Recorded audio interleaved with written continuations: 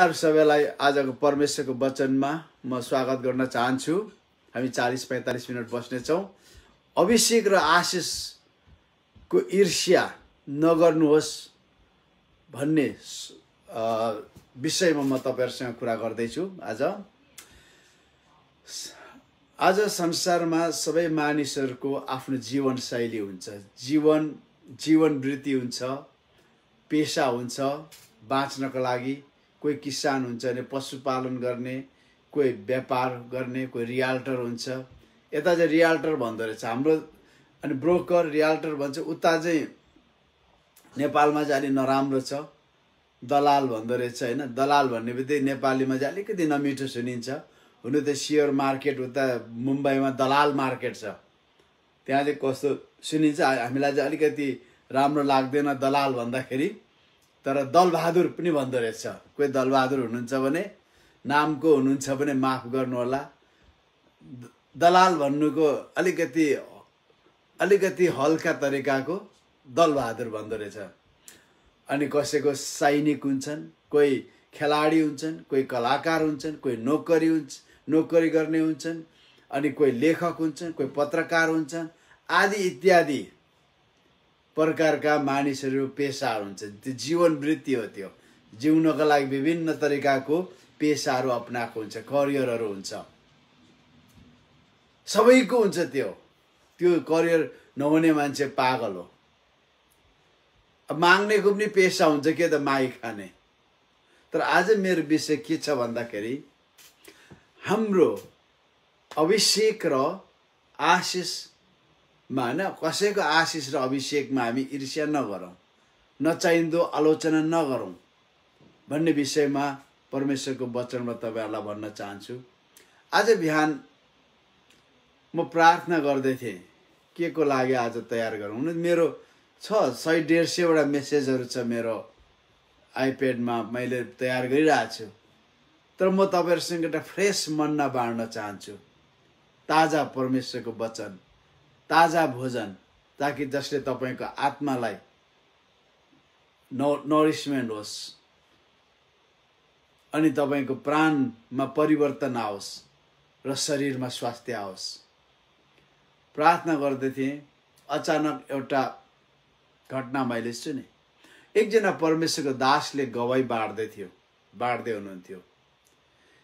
एकजना परमेश्वरको दासलाई साह्रै बिमार भयो, अनि उसले कति परमेश्वरको वचन स्वीकार गर्यो, निको भएन। अनि उसले प्रार्थना गर्यो, निको भएन। अरू परमेश्वरको अभिषिक्त दासहरूलाई प्रार्थनाको लागि अनुरोध गर्यो, निको भएन। ऊ आफै पनि संसारले चिनेको प्रभुको दास हो। अनि प्रभु किन म निको हुन सकिन, किन म निको भइन भनेर उसले प्रार्थनामा प्रभुलाई सोध्यो। अनि प्रभुले भन्नुभएछ, तिमी बिमार हुनुको कारण र निको नहुनुको कारण के हो भन्दाखेरि तिमीले मेरो फलना दासलाई को विरुद्धमा बोल्यौ, त्यो मेरो अभिषिक्त दासको विरुद्धमा बोल्यौ, त्यसै कारण तिमी निको हुन सकेको छैनौ। अनि उसले भनेछ, प्रभु मलाई क्षमा गर्नुहोस्, म उसँग क्षमा माग्नेछु। अनि पछि आएर त्यति बेला उसले जसको विरुद्धमा बोल्यो त्यो प्रभुको दास अस्ट्रेलियामा परमेश्वरको वचन बाँड्दै सेवकै गर्दै रहेछ। अनि उसले भन्यो, भेटेर भनेछ, फलना मलाई माफ देऊ, मैले साथीको बीचमा तपाईको बारेमा कुरा गरेको थिएँ। मैले तपाईको अलिकति बदखोइ गरेको थिएँ। तपाईको अलिकति तरिकाहरूमा, तपाईको अलिकति सेवकै शिक्षाको बारेमा अलिकति मैले आलोचना गरेको थिएँ। तर प्रभुले मलाई भन्नुभयो, तपाईको विरुद्धमा मैले बोलेको कारण मेरो बिमार निको भएन, मलाई क्षमा दिनुहोस्। अनि त्यो परमेश्वरको दास छक्क परेछ, हैन किन क्षमा माग्नुहुन्छ, म त माइन्डै गर्दिनँ नि। अनि उनले, तपाईले माइन्ड गर्नुहुन्न होला, तर मैले तपाईको विरुद्ध पाप गरेँ। अनि उसले अङ्गालो मार्यो, के क्षमा। त्यो परमेश्वरको दास निको। त्यो दुवै परमेश्वरको दासहरूलाई संसारले चिन्छन्। संसारका मानिसहरूले उनीहरूको विरुद्धमा क्रिस्चियनहरूले नराम्रो पनि भन्छन्, राम्रो पनि भन्छन्। हेर्नुहोस्, एउटा परमेश्वरको दासले 27 वटा जेट बाँडिसक्यो मान्छेहरूलाई। बोलाउँछ, प्रभुले देखाउनुहुन्छ, बोलाउँछ, जेटको चाबी दिन्छ अनि पठाइदिन्छ। प्रभुले मलाई तपाईँलाई जेट दिनु भन्नुभयो। 27 वटा जेट बाँड्यो त्यो एउटा। तर त्यो प्रभुको दास बिमार भयो भनेपछि गल्ती त ठुलो मान्छेको हुँदो रहेछ, प्रभुसँग हिँड्नेको हुँदो रहेछ। प्रभुले मलाई एउटा प्रेरणा दिनुभयो आज तपाईँहरूसँग सेयरिङ गर्नको लागि। म आफैले पनि त्यो सुनेपछि मैले कति प्रभुका दासहरूलाई मैले आलोचना गरेको छु। म जति सक्दो मेरो शिक्षा परमेश्वरको वचनद्वारा त्यो सुपरफ्लुस कल्पना गरेर यो होला कि त्यो होला कि गरेर परमेश्वरको वचनमा बाँड्न चाहन्न। हरेक परमेश्वरको वचन बाँड्छु। 2 वा 3 वटा परमेश्वरको वचनको पदहरूले त्यसलाई पुष्टि गर्नुपर्छ भन्ने मेरो धारणा छ। किन मेरो गुरु केनेथ हेगिनको त्योले त्यही सिकाउनु भएको छ। अनि मैले त्यति बेला कतिको अगमबानीको बारेमा, अन्य भाषाको बारेमा, अनि विभिन्न कुराहरूको शिक्षाको बारेमा, इभन ऱ्याप्चरको बारेमा, अन्तको दिनहरूको बारेमा, अनि दिने बारेमा, प्रोस्पेरिटीको बारेमा कतिलाई पोजिटिभली मैले आलोचना गरेको छु। मैले पश्चाताप गरेँ, प्रभु मैले यसरी बोल्नु नहुने रहेछ। मैले पश्चाताप गरेँ कि उनीहरूको अभिषेक, उनीहरूको आशिषको विरुद्ध मैले बोल्नु नहुने रहेछ। अनि मैले पश्चाताप गरेँ। बाइबलमा हामी उत्पत्तिको 4 अध्यायमा देख्छौँ, त्यहाँ 2 जना व्यक्तिको बारेमा।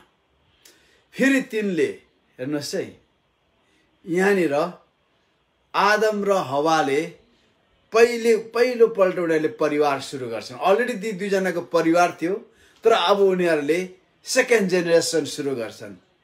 र पहिले उनीहरूको सहवासले कैन जन्मियो, अनि त्यहाँदेखि फेरि तिनले कैनको भाइ हाबिललाई जन्माइन्। हाबिल भेडा गोठाला भए र कैन चाहिँ भूमिको खेती किसानी गर्ने भए। ती 2 जनाको 2 प्रकारको पेसा थियो, जीवन वृत्ति। कैन चाहिँ किसान गर्थे, किसानी थियो भने हाबिल चाहिँ पशुपालन गर्ने थियो। केही समय बितेपछि कैनले परमप्रभु कहाँ भूमिको उब्जनीबाट केही ल्याए।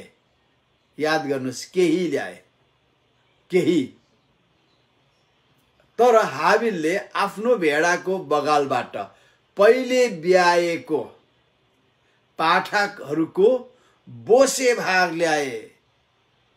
एकदमै बलियो पाठाको बोसे भाग। तपाईले लेवीको पुस्तकमा, गन्तीको पुस्तकमा, प्रस्थानको पुस्तक, बलिदानका हरेक कुराहरूमा त्यो फुल बोसोलाई ठुलो महत्त्व दिएको छ। त्यो जलाउनु पर्थ्यो, अनि त्यसको बास्ना आउँदा परमप्रभुले एकदमै त्यो बास्ना लिनुहुन्थ्यो। हेर्नुहोस् त, बास्ना लिनुहुन्थ्यो। बोसे भाग ल्याए। परमप्रभुले हाबिल र तिनको भेटी ग्रहण गर्नुभयो, तर कैन र उनका भेटी ग्रहण गर्नु भएन। म अहिले पछि आउँछु किन गर्नु भएन भन्ने कुरा। कैनलाई म त दोष नदिउँ, किन चाहिँ ग्रहण गर्नु भएन। यसैले कैन ज्यादै रिसाए। अनि बाइबलमा पहिलोपल्ट मानिस रिसाएको यहाँ छ, पहिलोपल्ट। यो रिसाए भन्ने शब्दलाई जस्ट अङ्ग्रेजी बाइबलमा एङ्गर भन्ने छ, हैन। तर त्यहाँ अगाडि त्यसको एडजेक्टिभ हेर्नुहोस्, त्यसको विशेषण ज्यादै, त्यसको मतलब ज्यादै रिसाए चाहिँ एकदमै क्रोधित भए, रात भन्छ बाइबलमा। पहिलोपल्ट क्रोधको यहाँ शब्द प्रयोग भएको छ। र उसको मुख अन्ध्यारो भयो। परमप्रभुले कैनलाई भन्नुभयो, त किन रिसाउँछस्? तेरो मुख किन अन्ध्यारो छ? यदि तैँले जे ठिक छ त्यही गरिस् भने त ग्रहण योग्य हुँदैनस् र। तर यदि तैँले ठिक काम गरिनस् भने त पाप तेरो ढोकामा ढुकिबस्छ। त्यसको इच्छा तँ प्रति हुन्छ र तैँले त्यसलाई अधीन गर्नै पर्छ। आज यो हाम्रो सन्दर्भ हो। कैनले परमेश्वरले हाबेललाई र उसको बलिदानलाई भेटीलाई ग्रहण गर्नुभएको कारण कैनलाई साह्रै रिस उठ्यो, ईर्ष्या लाग्यो र ऊ एकदम अँध्यारो अनुहार लाएर बस्यो। त्यो कैनलाई परमेश्वरले स्वीकार गर्नुभएको थियो। आज हाम्रो माझमा पनि कति परमेश्वरका छोराहरू, परमेश्वरका छोरीहरू, विश्वासीहरू कति आशीषित भएका छन्। उनीहरूको प्रार्थना कति प्रभावशाली तरिकाले सुनाइ भएको छ, बिमारी निको भएका छ, सेवकै बढेका छ। तर कति मानिसले के गर्छ त, तिनीहरूको आलोचना गर्छन्, तिनीहरूको अभिषेकको बारे आलोचना गर्छन्, तिनीहरूको आशिषको बारे आलोचना गर्छन्। धेरैपल्ट मानिसहरूले त्यो गर्छन्। हामीलाई परमेश्वरले हाम्रो पनि आफ्नो, हामी सबै परमेश्वरका छोराछोरी हौँ, हामी परमेश्वरको परिवारमा छौँ। हामी सबै पास्टर छैनौँ, प्रेरित छैनौँ, प्रचारक छैनौँ, अगमवक्ता छैनौँ, शिक्षक छैनौँ, तर सबै परमेश्वरको परिवारमा के छौँ त, विश्वासी छौँ। परमेश्वरको परिवारमा विश्वासी छौँ, परिवारका सदस्यहरू छौँ। र उहाँले हामीलाई कुनै न कुनै तरहले परमेश्वरले हामीलाई जीवन वृत्ति दिनुभएको छ, पेशा दिनुभएको छ। तर कतिपल्ट हामी अरूको आशिष, अरूको अभिषेक, अरूको सेवकै प्रति हामी ईर्ष्या गर्छौँ, आलोचना गर्छौँ। हाम्रो त्यो सबै बाहेक हामीलाई बोलावट र सेवकै भएकाहरू पनि के हुन्छ त, हाम्रो आत्मिक पेशेवरहरू हौँ हामी, आत्मिक पेशा हाम्रो। तर परमेश्वरले हामीलाई तीनवटा कुरा, विशेष गरी हामी क्रिस्चियनहरूलाई तीनवटा कुरा भन्नुहुन्छ। यो एउटा व्यक्तिलाई तोकेर होइन, उहाँले मण्डलीलाई तोकेर भन्नुहुन्छ। केवल पास्टरलाई, प्रेरितलाई, प्रचारकलाई, एल्डर डिकन अथवा शिक्षक प्रचारकलाई मात्र होइन, उहाँले उहाँको घरभित्र भएका हरेक विश्वासीहरूलाई, नम्बर 1 मा किसान, हिब्रू 6:7 जुन जमिनले आफूमाथि सधैँ वर्षने पानी पिउँछ र मानिसहरूको निम्ति खनजोत गरिएको र तिनीहरूको निम्ति मनपर्ने अन्न बाली उमार्छ, त्यस जमिनले परमेश्वरबाट आशिष पाउँछ। तर त्यसैले काँडा र सिउँडी मात्र उमार्यो भने त्यो बेकममा हुन्छ र परमेश्वरको श्राप पर्न सक्छ, अन्त्यमा त्यो जलाइन्छ। अब यो किसान र जमिनको कुरा छ। तपाईँ र मेरो पेशा के हो, तपाईँ र मेरो जीवन वृत्ति के हो, त्यसमा आधारित छ। यदि तपाईँ र मैले राइट जीवन वृत्ति हामीले लिएनौँ भने हाम्रो सबै परिश्रम त्यहाँ जाला, त्यसले हामीलाई राम्रो उत्पादन नदिन सक्छ, राम्रो फाइदा नदिन सक्छ। अनि हिब्रू 6:7 त्यो लेखेको छ। दोस्रो तिमोथी 2:6 परिश्रम गर्ने किसानले नै बालीको पहिलो हिस्सा पाउनुपर्छ। म के भन्दछु त्यो विचार गर, किनभने प्रत्येक कुरामा प्रभुले तिमीलाई समझ दिनुहुनेछ। हामी किसानहरू हौँ, हामीले गरेको परिश्रमको पहिलो भागको हामी हकदारहरू हौँ। अनि यो के भन्नु खोजिएको छ, तपाईहरु हामीले प्रार्थना गरौँ, प्रभुले हामीलाई समझ दिनुहुन्छ। किन परमेश्वरले हामीलाई किसानको रूपमा, त्यसको मतलब के, तपाईहरु मैले रियल किसानी बाहेक अरू किसिमको पेशाहरू बाहेक परमेश्वरको राज्यमा पनि तपाईहरु मैले किसानको भूमिका खेल्नु पर्दो रहेछ। हामीले बिउ छर्नु पर्दो रहेछ, हामीले सेवा गर्नु पर्दो रहेछ। केवल पास्टरले मात्र गर्दैन, केवल प्रचारकले, प्रेरितले अनि अगमवक्ताले, शिक्षकले मात्र गर्दैन। हामीहरू सबैले आफ्नो स्तरमा हामी किसानहरू हौँ। यदि हामीले सेवकै गरिरहेका छौँ भने, छरिरहेका छौँ भने, गोडमेल गरिरहेका छौँ, आत्माहरूलाई बचाइरहेका छौँ भने, त्योबाट आउने पहिलो इनाम परमेश्वरले हामीलाई दिनुहुन्छ। जसले आत्मा जितेको छ, जसले हुर्काएको छ, जसले बढाएको छ, जसले ब्याकस्लाइड भएकाहरूलाई वापस ल्याएको छ, परमेश्वरले त्यसको इनाम दिनुहुन्छ। अनि स्वर्गमा भन्दा पहिले तपाईले यही पाउनुहुन्छ। सबैभन्दा पहिले तपाईले आत्मिक शान्ति पाउनुहुन्छ, सन्तुष्टि पाउनुहुन्छ। अर्को गलातीको पुस्तकमा जसले आफ्नो पापमय स्वभावको निम्ति रोग त छ, त्यसले आफ्नो पापमय स्वभावबाट नै सर्वनाशको कटनी गर्नेछ। गलाती 6:9 कति डरलाग्दो कुरा छ। तपाईँ हामी के रोपिरहेछौँ? किन पापमय स्वभाव तपाईको छैन भन्ने होइन, मेरो छैन भन्ने होइन। पापमय स्वभाव हामीसँग last moment of our life, होइन, हाम्रो जीवनको अन्तिम क्षणसँग सम्मै नै हाम्रो पापमय स्वभाव हुन्छ। त्यसकारण हामी आत्मिक लडाइँमा हुन्छौँ। यो पापमय स्वभावलाई हामीले के गर्नु पर्यो? जीवनको स्वभावले, परमेश्वरको स्वभावले हामीले त्यसलाई पेल्दै लानु पर्यो। त्यो हाम्रो लास्ट मोमेन्टसम्म त्यो भइरहन्छ। तर यो पापमय स्वभावमा हामीले छरेका छौँ भने, पापमय स्वभावको निम्ति, पापमय स्वभाव तपाईँले पाउनुहुन्छ नि गलाती 5:को, होइन, 17, 18, 19, 20, 21। पापमय स्वभाव, पापमय लोभमा, लालचमा, अनि हरेक रिसमा, क्रोधमा, बदलाको भावनामा, व्यभिचारमा, विभिन्न कुरामा हामीले छरिरहेका छौँ भने हामी त्योबाट सर्वनाश कटनी गर्नेछौँ। किन हामी किसान हौँ? हामी छर्ने काम गर्छौँ, बोली वचन छर्छौँ, रुपियाँ पैसा छर्छौँ, प्रार्थना छर्छौँ, असल कामहरू छर्छौँ। अनि के भन्छ भने, तर जसले आत्माको निम्ति रोप्दछ त्यसले आत्माबाट नै अनन्त जीवनको कटनी गर्नेछ। हामीले आत्मामा रोप्यौँ भने, आत्माको निम्ति रोप्यौँ भने, होइन, हामीले आत्माको निम्ति जीवन रोप्यौँ, खुसी र आनन्द रोप्यौँ, होइन, अनि हामीले जीवन रोप्यौँ, क्षमा रोप्यौँ, प्रेम रोप्यौँ भने हामी ती कुराहरू नै बटुल्नेछौँ र अनन्त जीवन कटनी गर्नेछौँ। भलाइ गर्ने काममा हामी नथाकौँ, किनभने यदि हिम्मत हारेनौँ भने ठिक समयमा हामी कटनी गर्नेछौँ। भलाइ गर्ने काम, भलाइ हामी रोप्छौँ।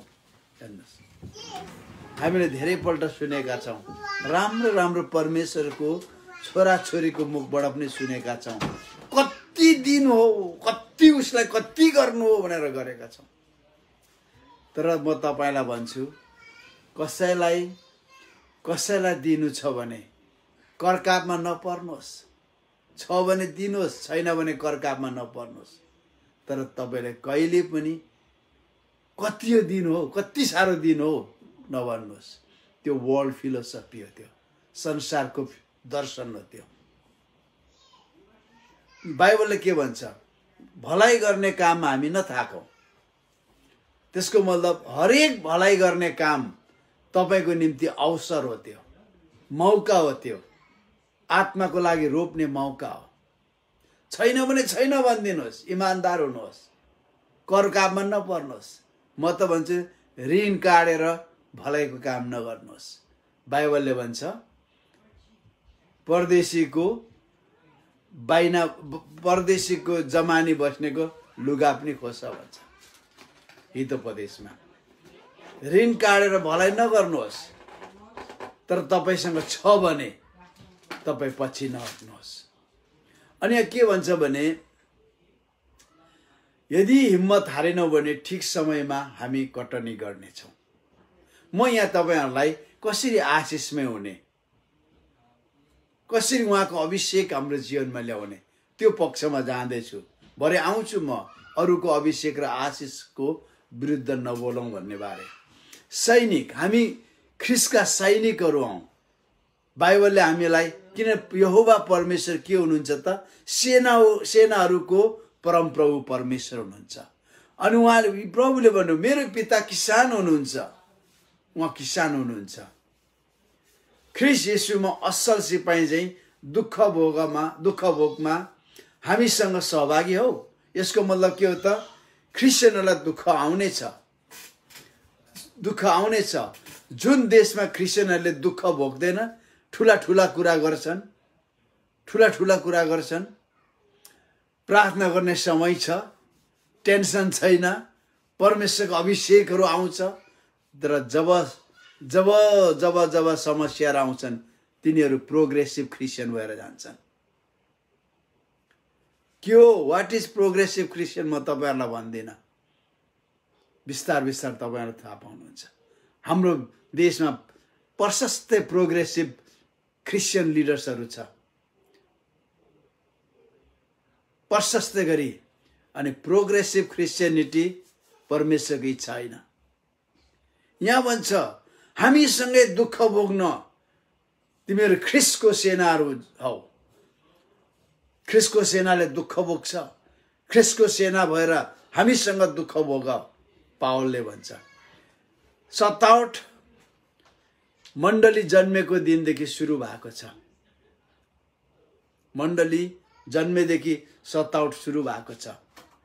ट्रिबुलेसन, यीशुले भन्नुभयो तिमीहरूलाई ट्रिबुलेसन हुनेछ, 57 हुनेछ, खेदो हुनेछ। मेरो नामको कारण तिमीहरूलाई मानिसहरूले घृणा गर्नेछ, तिमीहरू मानिसको प्रिय हुने छैनौ, मेरो कारण तिमीहरूलाई सबैले घृणा गर्नेछ भन्नुभएको छ। 57 आउने नै छ। भक्तिसँग जीवन जिउन चाहने हरेकले 57 भोग्नै पर्छ। तपाईहरु म असल क्रिस्चियन भयौं भने हामीलाई 57 आउँछ। सेनामा भर्ना भएको सिपाही अरु धन्दामा अल्झँदैन। मैले अघि पनि हाम्रो अरु संसारमा काम छ, तर प्रभुको परिवारमा हाम्रा यो 3वटा पेशाहरू छन्। यो 3वटा पेशाहरूको निम्ति हामी बोलाइएका छौं। सिपाही अरु कुरामा धन्दा अल्मल्दैन, किनकि उसलाई भर्ना गर्नेलाई सन्तुष्ट पार्नु नै उसको लक्ष्य हुन्छ। ख्रीष्ट येशूले मलाई 41 वर्ष अगाडि उहाँको सेनामा भर्ना गर्नुभयो। अनि यो बीचमा मैले खुशी पार्नु पर्ने धेरै धेरै धेरै मानिसहरू थिए। मेरो प्यारेन्ट्सहरू थिए, मेरो श्रीमती थिए, मेरो दाजुभाइहरू थिए, मेरो छोराहरू थिए, मण्डलीका मानिसहरू। एबोभ अल मैले खुशी पार्नु पर्ने चाहिँ मलाई भर्ना गर्ने येशू ख्रीष्ट छ, मेरो कप्तान उहाँ हुनुहुन्छ। मानिसलाई मैले खुशी पारेको यहाँसम्म मात्र हुन्छ। हुनसक्छ त्यो 1 वर्ष, 2 वर्ष, 7 वर्ष, तर मानिसहरूलाई खुशी पार्दा मैले मलाई भर्ना गर्ने मेरो प्रभुलाई खुशी पार्न सकिनँ भने अनन्त अनन्त त्यसको लाइफ ड्यामेज मैले भोग्नु पर्छ।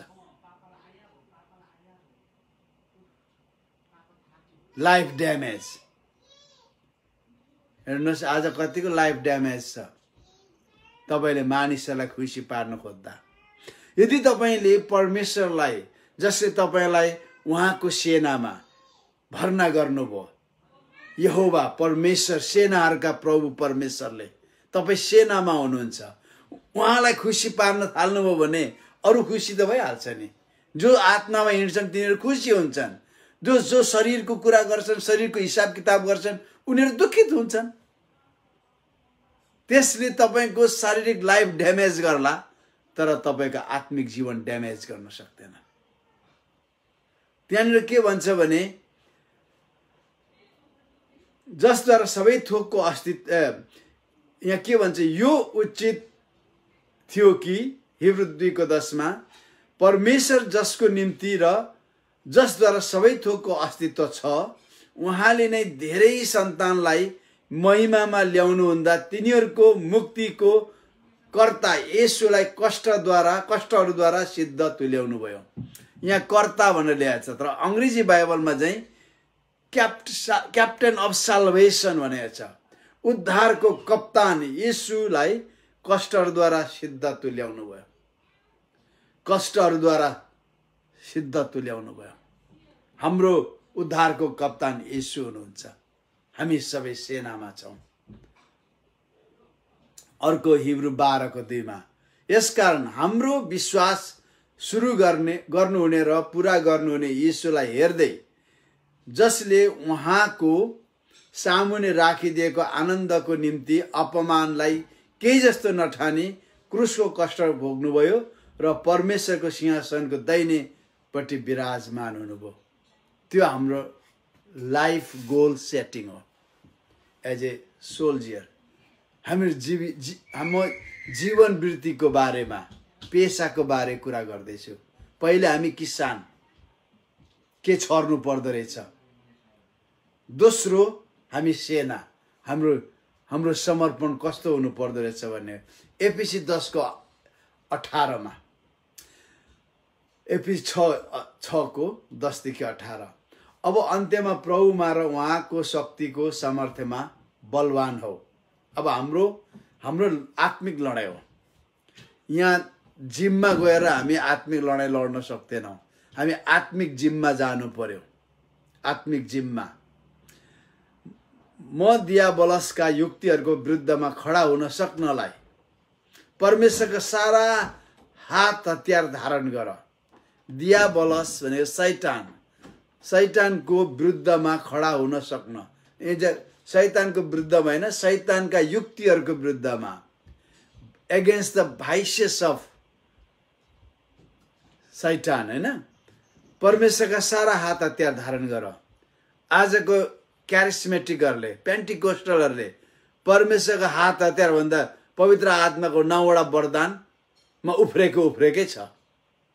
थाहा छैन त्यो 9वटा वरदानले त्यसको सदुपयोग भएन भने त्यो चाहिँ स्पिरिचुअल श्राउड पनि हो, आत्मिक कात्रो हो। त्यो आत्मिक कात्रो।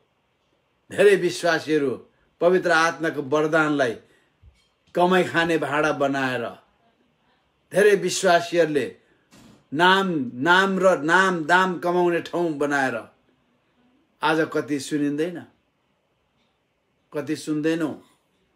त्यो आत्मिक हात हतियार होइन, त्यो 9वटा वरदान, त्यो सेवाको वरदान हो।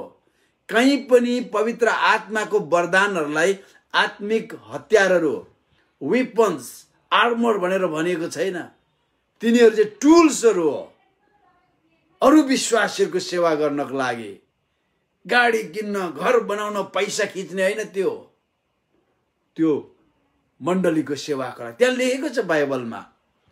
एक आपसको एडिफिकेसनको लागि, एक आपसको उन्नतिको लागि, एक आपसलाई स्थिर गर्नको लागि त्यो वरदानहरू हो। तर परमेश्वरको वरदान के रहेछ त? हात हतियारहरू। किनकि हामीहरूको युद्ध शरीर र रगतको विरुद्ध होइन, तर प्रधानताहरूको विरुद्ध, एगेन्स्ट द प्रिन्सिपलिटिज, होइन, प्रधानताहरू अनि शक्तिहरू। यो भनेको शैतानको दुष्ट आत्माहरूको र्याङ्क्सहरू हो। यिनीहरू प्रधानताहरू भनेको आत्माहरू, दुष्ट आत्माहरू, शक्तिहरू, दुष्ट आत्माहरू वर्तमान अन्धकारको संसारिक शासकहरूका विरुद्ध। संसारका शासक भनेको छैन, संसारिक शासकहरूको विरुद्ध भनेको स्पिरिटहरू, एभिल स्पिरिट, दुष्ट आत्माहरू र स्वर्गीय स्थानहरूमा भएका दुष्टका आत्मिक सेनाहरूको विरुद्धमा। यो अहिले यो स्वर्गीय स्थान भनेको छ, यो हेभेनली भन्नाले यो के हो त? यो माथि स्वर्ग भनेको होइन, अन्तरिक्ष। यो हाम्रो एटमोस्फियर, हाम्रो के भन्छ यसलाई, वायुमण्डल अनि अन्तरिक्ष। यसमा शासन असङ्ख्य दुष्ट आत्माहरूले शासन गरेको छ। यी सबैको विरुद्धमा लड्नको निम्ति हात हतियार धारण गर भन्छ। तपाईँले हिब्रूको पुस्तक पढ्नुभयो भने पुरानो बाइबलमा चाहिँ के भनेको छ भने स्वर्गहरू, आकाश छिचोली जाने प्रभुलाई हेरौँ भनेको छ। छिचोली जाने, त्यो मतलब के हो त? छेडेर जाने। यो स्वर्गीय स्थानमा शासन गर्न खटाएका अन्धकारका शक्तिहरूले, दुष्टका आत्मिक सेनाहरूले येशूलाई रोक्न खोजे। बौरी उठेपछि तिनीहरूले सकेन, किन उहाँले थ्रु भने छिचोलेर जानुभयो। अनि यहाँ के भन्छ भने यसै कारण परमेश्वरको सारा हात हतियार उठाऊ। यहाँ त्यो ज्ञानको वचनको वरदान, निको पार्ने, आश्चर्य कर्म गर्ने भने छैन। हात हतियारमा। त्यो दे आर द टुल्स। मण्डली निर्माणमा चाहिने टुल्सहरू हो त्यो। लडाइँ गर्ने हात हतियारहरू होइन। लडाइँ गर्ने हात हतियार के रहेछ त? यसरी खराब दिनको सामना गर्न सक, सबै काम गरेर खडा हुन सक्ने हौ। यसकारण आफ्नो कम्मर सत्यले कसेर धार्मिकताको छाती पाता लाएर खडा हो। हतियार के रहेछ त? नम्बर 1 मा सत्य, ट्रुथ। ट्रुथ। भजन सङ्ग्रह 91 भन्छ। भजन सङ्ग्रह 91 मा भनेको छ, He will cover me with his feathers, and I will hide under his wings. His truth is my shield and my buckler. म उहाँको प्वाख मुनि लुकाउनु हुनेछ र उहाँको पखेटा मुनि म शरण लिनेछु र उहाँको सत्य मेरो सानो र ठुलो ढाल हो। उहाँको सत्य। त्यसको मतलब के हो त? पहिलो हतियार सत्य हो। सत्यमा हिँड्नु पर्यो, सत्य बोल्नु पर्यो। अनि त्यहाँदेखि नेक्स्ट चाहिँ छाती पाता। अहिले आर्मीले, पुलिसहरूले हैन बुलेट प्रुफ ज्याकेट लाउँछ नि, बुलेट प्रुफ ज्याकेट हैन भेस्ट लाउँछ। यहाँ इन्डियन आर्मीको फलामको पाता हुन्छ अरे, अरूको चाहिँ फाइबर हुन्छ। अब इन्डियन आर्मीको 13 लाख आर्मीलाई फाइबर पुर्याउनु धेरै गाह्रो हुन्छ, तर ठुल्ठुलो मान्छेहरूले फाइबरको भित्री भेस्ट लगाएको हुन्छ। त्यो के हो त? गोलीले नछेडोस्, मान्छे मार्न नसकोस् भनेर। हाम्रो के रहेछ त? धार्मिकताको छाती पाता, राइचियसनेस। यो धार्मिकको छाती पाता तपाईँ र मैले कमाएको होइन, ख्रीष्ट येशूले कमाउनु भएको। अनि त्यहाँदेखि के भन्छ अर्को? खुट्टामा मेल मिलापको सुसमाचारको जुत्ता लाएर। यसको डुअल मिनिङ छ। एक त हामी मेल मिलाप, अर्को संसारलाई प्रभुको राज्यमा मेल मिलापमा ल्याउने। हामी स्वर्ग के अरे राजदूतहरू हौं, मेल मिलापको सेवकै पाएका। अनि संसारलाई मेल मिलाप गर्ने कुराहरू केवल यीशुको सुसमाचारले मात्र हो। अनि त्यहाँदेखि अर्को चाहिँ के रहेछ त? विश्वासको ढाल उठाऊ। आज धेरै विश्वासीले विश्वासको ढाल बोकेकै हुँदैन। विश्वासको ढाल उठाऊ। यसले के गर्छ त? दुष्टका सबै अग्निबाण निभाउन सक्छ। अनि त्यहाँदेखि अर्को चाहिँ मुक्तिको टोप लगाऊ, उद्धारको टोपी, हेलमेट, जसले शिरलाई जोगाउँछ। तपाईको टाउको सबैभन्दा डरलाग्दो तपाईको शत्रु हो। शैतान भन्दा पनि डरलाग्दो शत्रु यहाँ माथि छ। यसलाई जहिले पनि मैले मुक्ति पाएको छु, मैले संसारको जस्तो सोच्न सक्दिनँ, मैले मुक्ति पाएको छु, मैले त्यो वैज्ञानिकले भने जस्तो सोच्न सक्दिनँ, मैले मुक्ति पाएको छु, मलाई यो ह्युमेनिजममा मानववादीहरूले भनेको कुराहरू म अटाउन सक्दिनँ, किन मैले मुक्ति पाएको छु। तपाईको मस्तिष्क जहिले पनि मैले मुक्ति पाएको छु। अनि मेरो मुक्ति पाउने काम फिलोसफी होइन, सिम्पल कुरा हो। त्यो के हो त? यीशुलाई विश्वास गर्ने। सिम्पल फेथले मुक्तिको टोपी तपाईँ टाउको जगाउनु पर्यो, सबैको सोच्ने तरिका जगाउनु पर्यो। धेरै जवानहरू हुन्छ, धेरै मानिसहरू, धेरै के अरे शिक्षाविदहरू छन्, पढे लेखेकाहरू छन्। उनीहरूले यीशु हाम्रो लागि मर्नुभयो भन्ने विश्वास गर्दैन। क्रिस्चियन हो, यीशु असल शिक्षक हो मात्र भन्छ। बाइबलले मात्रै विश्वास गरेर स्वर्ग गइन्छ भन्ने विश्वास गर्दैन। किन? टाउको टोपी गयो। अनि अर्को ठाउँमा के भन्छ भने, अनि पवित्र आत्माको तरवार ल्याऊ, जो चाहिँ परमेश्वरको वचन हो। म अर्को बाजी यो हप्तामै बोल्ने छु एउटा विषय लिएर। आज परमेश्वरको वचनको अनिकाल छैन, परमेश्वरको वचनको अनिकाल छैन, तर परमेश्वरको वचन सुन्ने कानको अनिकाल छ। यीशुले येशूले लगभग 13-14 पल्ट भन्नुभयो, जसको कान छ त्यसले सुनोस्।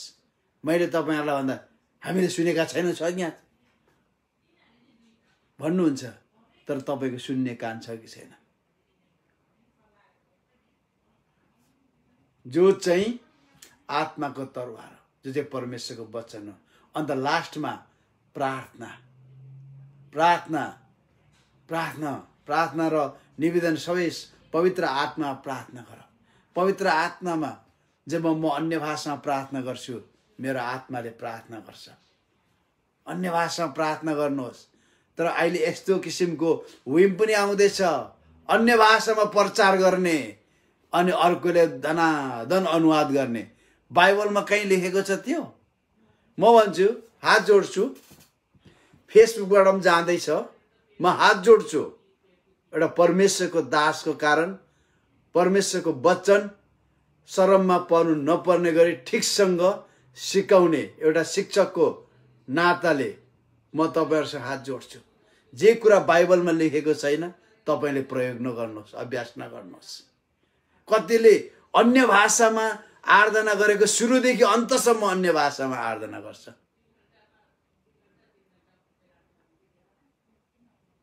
अनि कतिले अन्य भाषामा प्रचार गर्छ। नो नो नो, अन्य भाषालाई प्रभु भन्दा माथि, परमेश्वरको वचन भन्दा माथि नराख्नुहोस्। अन्य भाषा, unknown tongue is just a tool for edification। त्यो भन्दा ज्यादा प्रयोग नगर्नुहोस्। कतिले दिनभरि अन्य भाषामा प्रार्थना गर्छ। हैन, बाइबलमा भएको कुरा गर्नुहोस्। बाइबलमा जे छ त्यो गर्नुहोस्। तर बाइबलमा नभएको भाषा अर्को नै अगमबानी बोलेर अन्य भाषामा बोल्ने अगमबानी पाए नभन्नुहोस्। जे बाइबलले जे भन्दैन, हेर्नुहोस्, बाइबल नयाँ कुरा के आउनेवाला छैन। नयाँ कुरा के आउनेवाला छैन। तपाईको रिभलेसन परमेश्वरको वचनमा आधारित छैन भने तपाईको रिभलेसनको काम छैन।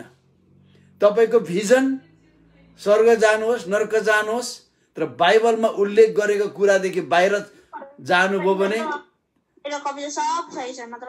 पूजन लिम्बुजी तपाईको बन्द गर्नुहोस्, डिस्टर्ब नगर्नुहोस्। यो फेसबुकबाट पनि बाहिर जाँदैछ। हेर्नुहोस्, तपाईले स्वर्ग जानुहोस्, नरक घुमेर कोकोहरू नरकमा अघि गइसकेको छ, हेरेर आउनुहोस्। तर तपाईको भिजन परमेश्वरको वचन अनुसार छैन भने त्यसले तपाईलाई काम छैन। ढिलो छिटो तपाईलाई त्यसको नेगेटिभ अवसर तपाईलाई आउने नै छ। सबै कुरा नयाँ कुरा केही पनि छैन, जस्ट कन्फर्मेसन मात्र हो। बाइबलमा लेखिएको बाहेक हामीले अर्को गर्नु हुँदैन। बाइबलमा तपाईले कोरिन्थीको पुस्तकमा लेखेको समवेयर लेखेको भन्दा हामीले ज्यादा गर्नु हुँदैन भनेर लेखेको छ त्यहाँनिर। अनि त्यसकारणले प्रार्थना निवेदन हाम्रो लास्ट हतियार हो। अन्य भाषामा प्रार्थना तपाईले व्यक्तिगत रूपमा गर्नुहोस्। त्यो परमेश्वरसँग तपाईको हटलाइन हो। त्यो प्रार्थना गर्नुहोस्।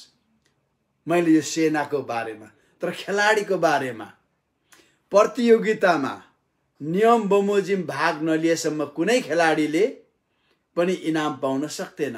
दोस्रो तिमोथी 2:5 तपाईँ हामी खेलाडी हौं। तपाईँ हामी खेलाडी हौं। हामीले प्रतियोगितामा नियम अनुसार खेल्नु पर्यो। बक्सिङ, रेसलिङ, दौड, बास्केटबल, भलिबल सबैको नियम छ। क्रिकेट सबैको नियम छ। नियममा खेल्यो भने डिस्क्वालिफाई हुन्छ, फल हुन्छ।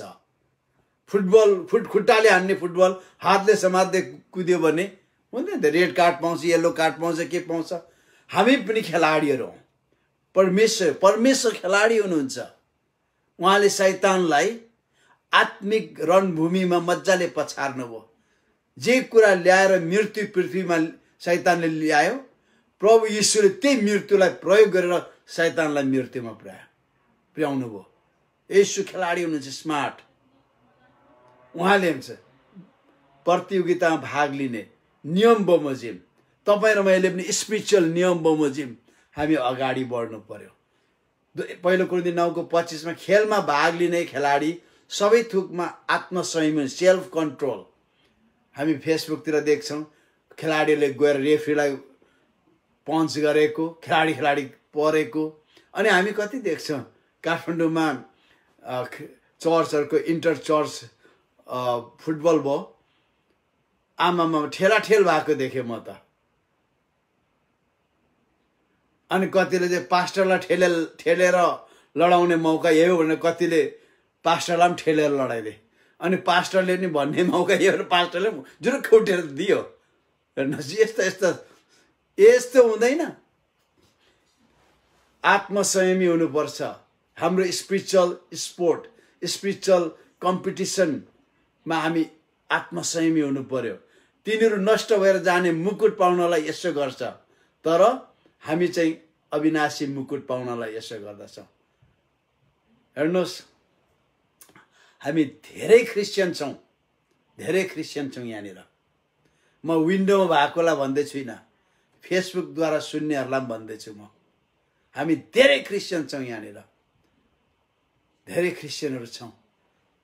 धेरै क्रिस्चियन माथि मुकुट बेगर हुनेछौँ यदि हामीले पश्चाताप गरेनौँ भने, यदि हामी सोचेनौँ भने, यदि हामी सुध्रेनौँ भने, यदि हामी पश्चाताप गरेर आएनौँ भने धेरै माथि मुकुट बेगर हुनेछौँ।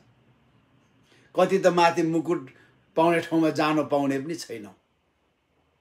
8 प्रकारका मानिसहरू स्वर्गमा भेटिने छैनन्।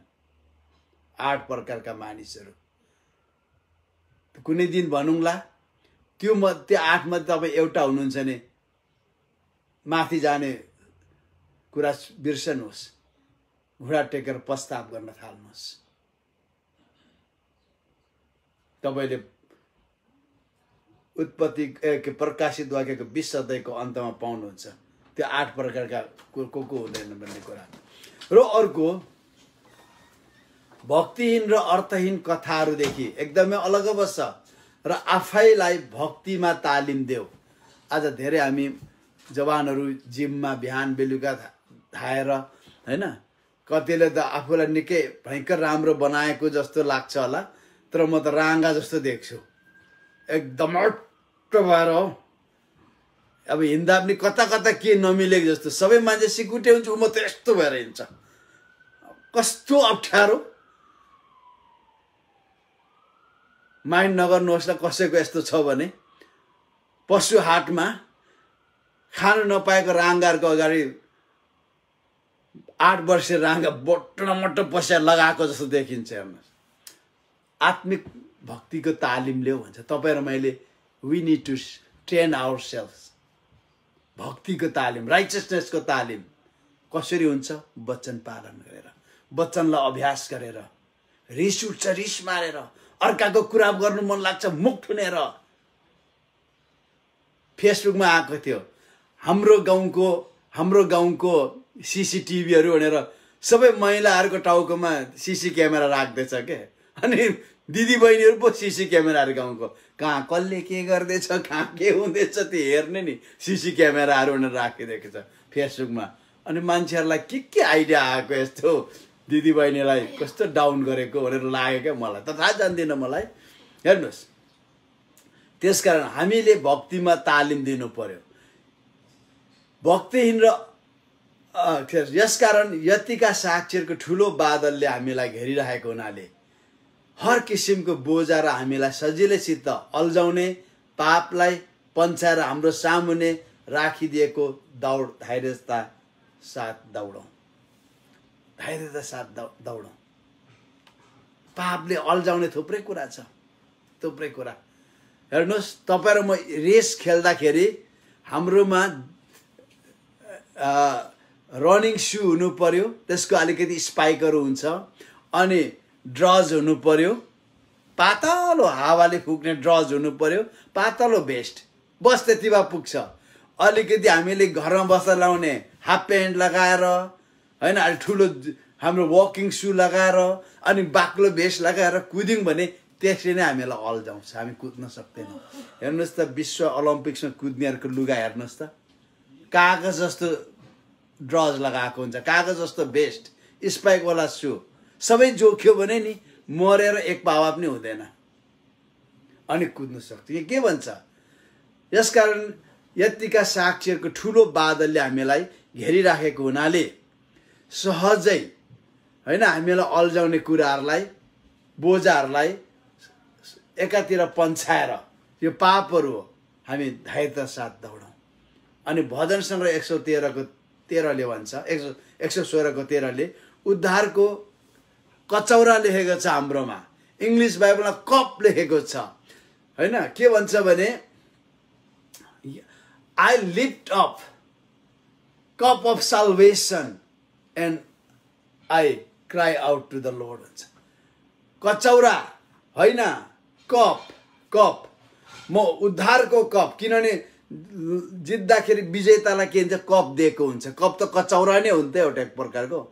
म त्यो कप, उद्धारको कप लिएर परमप्रभु परमेश्वरलाई पुकार्ने छु। हेर्नुहोस्, विजेताले मात्र कप पाउँछ। यी सबै कुराहरू किन मैले गर्दैछु भने हामी किसान हौँ, हामी सैनिक हौँ, हामी खेलाडी हौँ।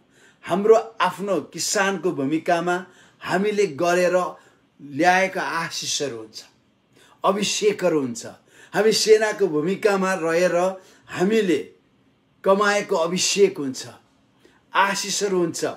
अनि हामी खेलाडीको रूपमा आफ्नो सेल्फ कन्ट्रोल हैन, आत्मनियन्त्रण र हामीले हाम्रो पाप र हामीलाई थिच्ने बोझाहरूलाई अलग गरेर आएको अभिषेक र आशिषहरू हाम्रो जीवनमा छ, हरेक क्रिस्चियनको जीवनमा। किन म यो कुरा जोड्दैछु भने कैनले हाबिललाई बलिदान परमेश्वरको ग्रहण गरेकोमा ईर्ष्या गर्छ। कैनले हाबिलको बलिदान किन, यहाँ म अलिकति कम्पेयर गर्दैछु। दुवैले परमेश्वरको चरणमा बलिदान भेट ल्याए, दुवैले ल्याएको हो। हाबिलभन्दा अगाडि कैनले ल्याएको थियो खेतीबाट। कैनले जमिनको फल ल्याएर बलिदान भेट ल्यायो। मानिस जातिमा सेकेन्ड जेनेरेसन हो कैन।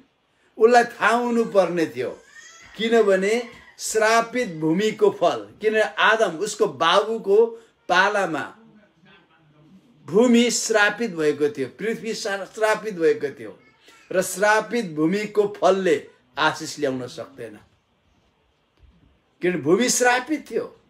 त्यो श्रापित भूमिको फल लिएर आयो उसले। अर्को कुरा उत्पत्ति 3 को 17 त्यो कुरा छ, किन भूमि श्रापित थियो। तर त्यति मात्र थिएन, तपाईले हिब्रू 9 को 22 पढ्नुभयो भने त्यो स्व इच्छा र अविश्वास थियो। हाबिलको, कैनको स्व इच्छा र सेल्फ विल र अनबिलिभेबल, के भन्ने त्यसलाई, अनबिलिफ भनौँ, अविश्वास र स्व इच्छाको भेटी थियो। उसले मैले के चढाउनु पर्छ भन्ने सोचेन, उसले के गर्नुपर्छ भन्ने सोचेन। तर श्रापित भूमिको फल त्यो पनि उसले के गर्यो? त्यो पहिलो फल थिएन, त्यो पहिलो फल थिएन, छोडिएको फलबाट उसले ल्याएर भेट दियो। तपाईले हिब्रू 9 को 22 पढ्नुभयो भने रगत नबगाई पापको क्षमा हुन्न, किनभने त्यो कुरा परमेश्वरले थुमाको छालाबाट आदम र हवालाई लुगा बनाइँदा रगत बगेको थियो। उसले त्यो सम्झिनु पर्ने हो, तर उसले आफ्नो इच्छामा चढाएको थियो, उसले सोचेन त्यो कुराहरू। हिब्रू 14 को 1 तर हाबिलले बगालको पहिलो जन्मेको मोटो पाठा ल्याए, मोटो पाठा पहिले जन्मेको। उसले जमिनको घाँस खाने मात्र ल्याए, तर पहिले जन्मेको फर्स्ट बर्थ। अनि त्यो पनि कस्तो एकदमै बलियो पाठा ल्यायो। हाबिलको विरुद्धमा क्रोधित बने ऊ अन्त पहिलोपल्ट क्रोधित बने, ईर्ष्या आयो। याकुब 3:14-15 यदि तिमीहरूको हृदयमा कटु ईर्ष्या र स्वार्थी अभिलाषा छन् भने यो कुरामा अभिमान नगर। तपाईकोमा कट्टु भनेको एकदमै तितोपना छ भने, ईर्ष्या छ, आरिस छ, स्वार्थ छ, अरूले आशिष पाएको, अरूले बिरामी निको पारेको, अरूले गाडी किनेको, घर बनाएको, जग्गा जमिन जोडेको आरिस छ भने के गर? घमण्ड नगर।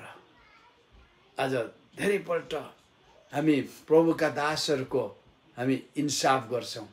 मैले गरे कतिपल्ट, म सेन्समा आएँ, आई एम सरी लर्ड। म त्यो भाइहरूलाई भेट्दाखेरि म भन्ने छु, तपाईले सुन्नु होला एक दिन, किन हामी क्रिस्चियनहरू ज्यादा कुरा बोक्ने हुन्छौँ, धेरै कुरा बोक्छौँ हामी। कति मेरो साथीभाइहरूलाई मैले नभनेको कुराहरू भनिदिएर मसँग नबोल्ने बनाइदिए कति साथीभाइ।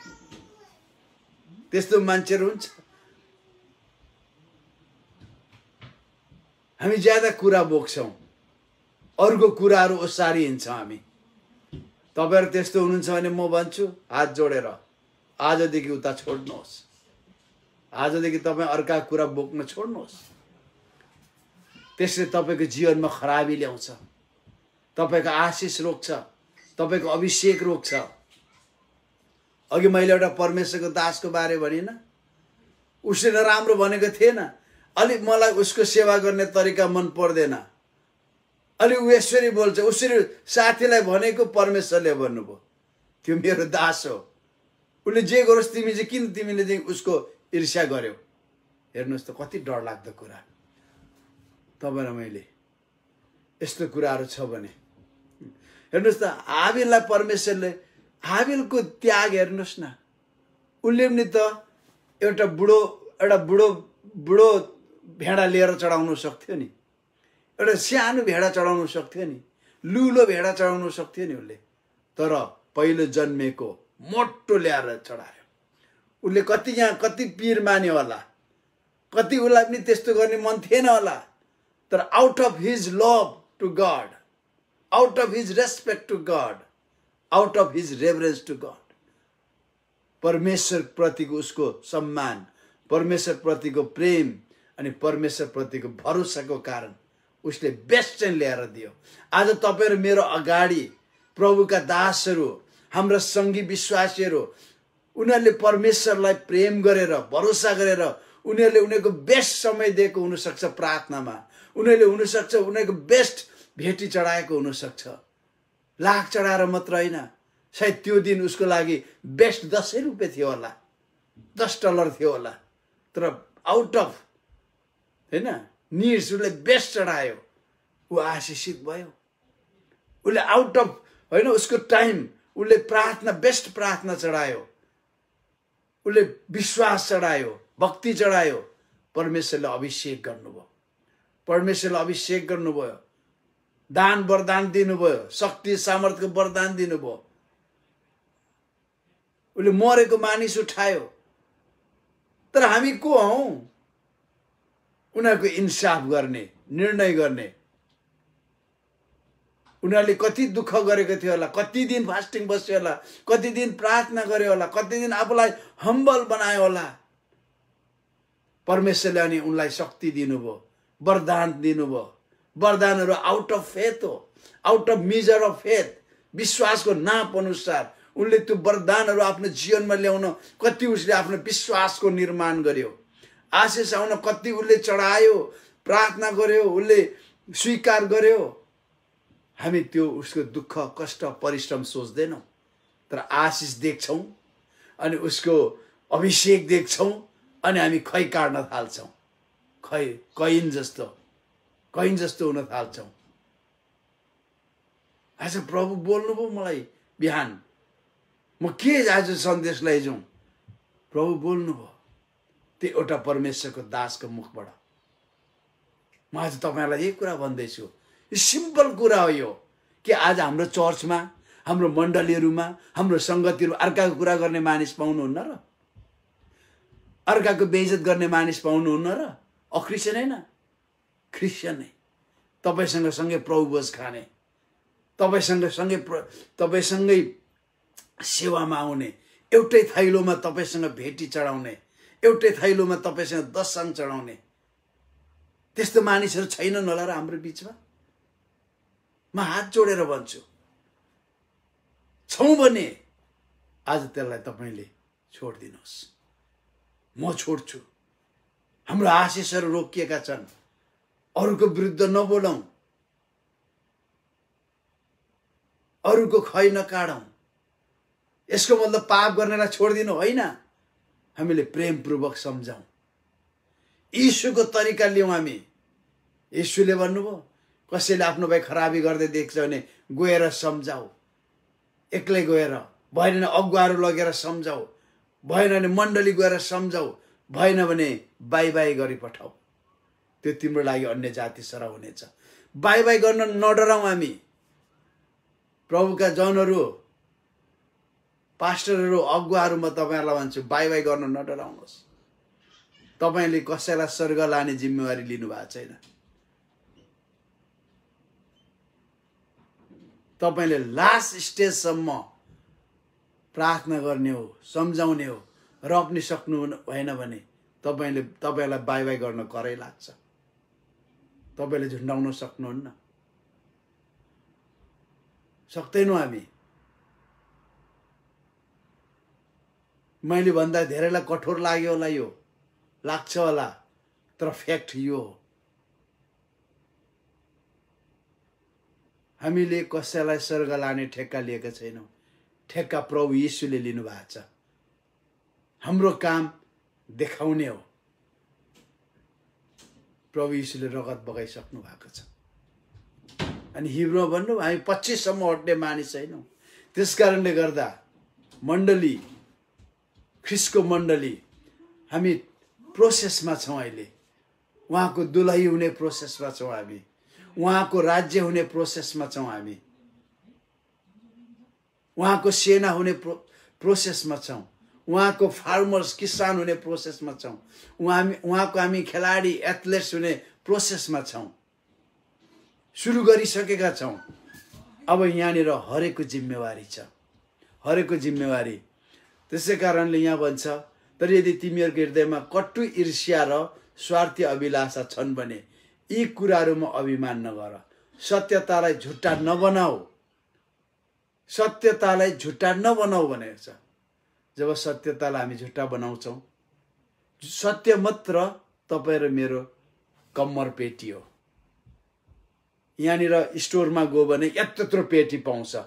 त्यो चाहिँ लिम्बर गर्ने, त्यो रुख काट्ने, त्यो यस्तो काम गर्नेहरूको लागि पेटी बाँध्ने।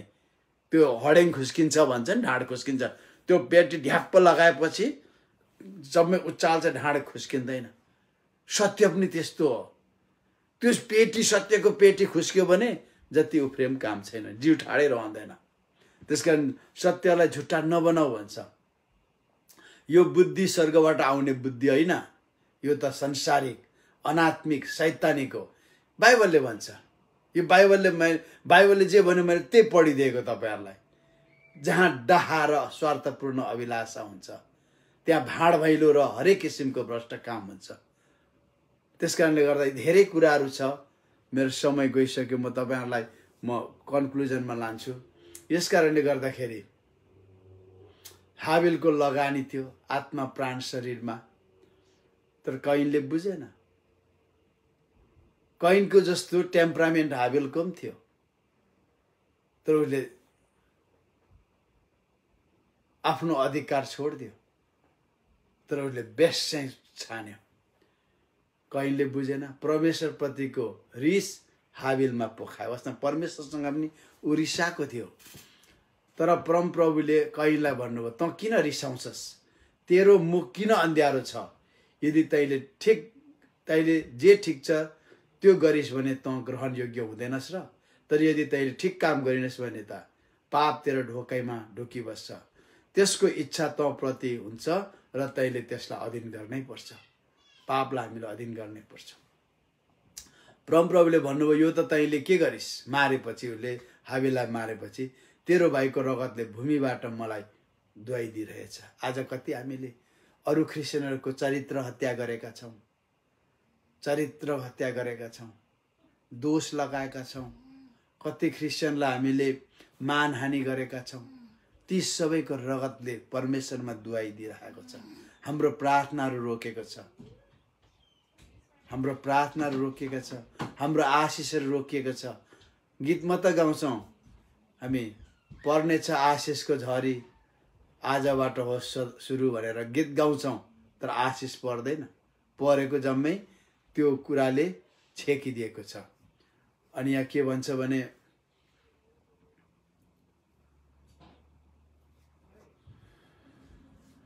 अब श्रापित भएर यस भूमिबाट खेदिएको छस्, जसले तेरो भाइको रगत तेरो हातबाट लिनलाई आफ्नो मुख उगार्यो।